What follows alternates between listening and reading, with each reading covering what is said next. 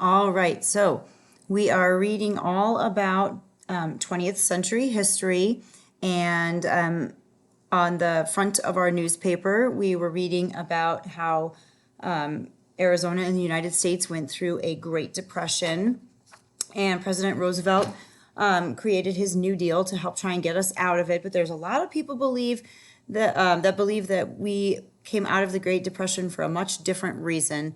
And so enter World War II and how Arizona became involved in World War II and the effect that World War II had on the Great Depression. Arizona in World War II. In 1939, a terrible war began in Europe. Germany invaded Poland and then began taking over other countries as well. The armies of Germany, Italy, and Japan went to war against the armies of Great Britain, France, China, and the Soviet Union. The United States was determined to stay out of the war, but something happened on December 7th, 1941, that left America no choice but to fight back.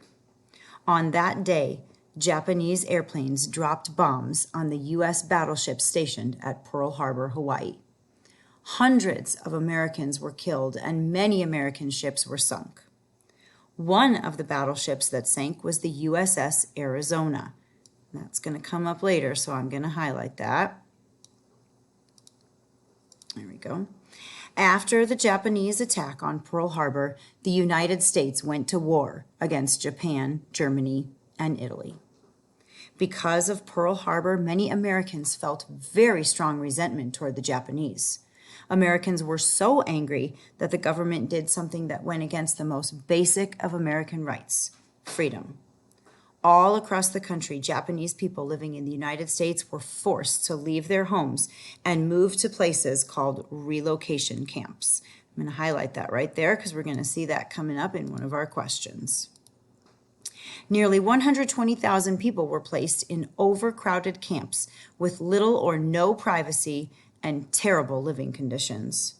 Most of them lost their homes, farms, and businesses. 2/3 of them were American citizens.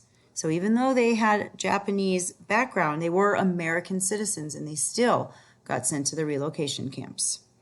2 of these camps were located in Arizona, the Gila River Relocation Center, southeast of Phoenix, and the Colorado River Relocation Center near Poston. That is going to come up later, mostly the fact that there were 2, so you're going to want to make sure you highlight that. Arizonans in World War II. Almost all men who were able joined the military at some time during the war. With so many men overseas and so many supplies needed for the war, factory owners could not fill all the jobs. So they hired people most of them had never hired before. Women.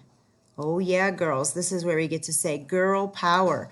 In fact, if you look at that picture right there above where I'm reading, this is a very, very famous poster. This is Rosie the Riveter. You've probably seen her over and over and over again. Women working in factories had never, ever been done before. That was unheard of. Women were supposed to be at home, taking care of babies and cooking and all that kind of stuff. So as soon as they allowed women to work in the factories, that was a huge game changer. And it was pretty cool that women were finally recognized for being able to contribute and do more than just cooking and cleaning and taking care of babies. So Rosie the Riveter is a pretty influential character from back in those days when women were finally allowed to work in the factories. You're going to want to highlight that because that's going to come up in your questions. Many women in Arizona and across America began working in these factories to help make supplies for the soldiers fighting the war. Women worked overseas during the war too. They drove trucks, delivered mail, nursed injured soldiers, and performed many other jobs. The war also boosted Arizona's and America's economy. So what that means is we were finally starting to make money again in our country. 3 military bases, a gunnery range, and 6 smaller airfields were built in Arizona during World War II. Arizona was a major training ground for pilots in the Army Air Corps. We're going to want to go ahead and highlight that, now known as the Air Force. Now, we see the word pilots there, but we all know that pilots are the guys that do what? What do? They fly the planes. So a lot of pilots or flyers were trained right here in Arizona, right at Luke Field or Luke Air Force Base, which is pretty cool. Thousands of pilots trained at Luke Field, the largest advanced flight training school in the United States at that time. Other Arizona businesses prospered during the war too. Prospered means they did well, they were making lots of money. Arizona mines, many of which had to close during the Great Depression, now reopened as the demand for metals like copper, lead, and zinc grew. Arizona's cotton industry experienced a boom.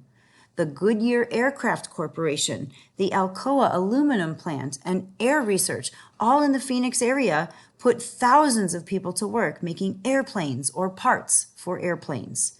So even though we think of war as a pretty horrible thing, this war created a lot of jobs, which was a big part of what led us out of the Great Depression. Now, these guys right here, the Navajo Code Talkers, were a really, really important part of the war. There's another group of guys called the Bushmasters, and this just goes to show you about how much of our diverse cultural background has really contributed to history over the years. Navajo Code Talkers and the Bushmasters. Do you remember reading about the Navajo Code Talkers in an earlier issue of Arizona Studies Weekly? You might remember they had like a little bit of a secret code that they used. These guys were secret agents, I mean really and truly, which is pretty awesome. These secret agents put military messages into a code our enemies never figured out, a code based on the Navajo language, and helped to keep our military secrets safe. And they were not the only American Indians who served during the war. More than 44,000 American Indian men from around the country fought in battles in Europe, North Africa, and the Pacific. Indian women in the military numbered several hundred.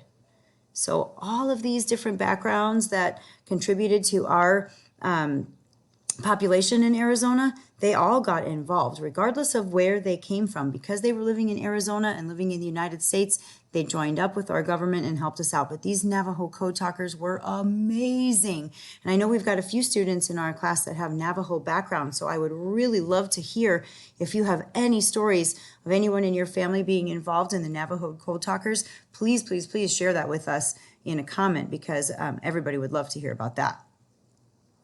Aside from that, the Navajos, more than 500,000 Hispanic Americans fought for their country during the war, many of them from the Southwest. Members of the Arizona National Guard's 158th Infantry Regiment were known as the Bushmasters and included many Hispanic Americans. You're going to see a question about the Bushmasters, so we're going to go ahead and highlight that right there. General Douglas MacArthur once described them as one of the greatest fighting combat teams ever deployed or moved into position for battle. So World War II was a big deal. There were a lot of people involved, a lot of countries involved. There was a lot going on in the world at that time. This is a really big, humongous chunk of history. But it didn't last forever, of course, as we know. Peace comes at last.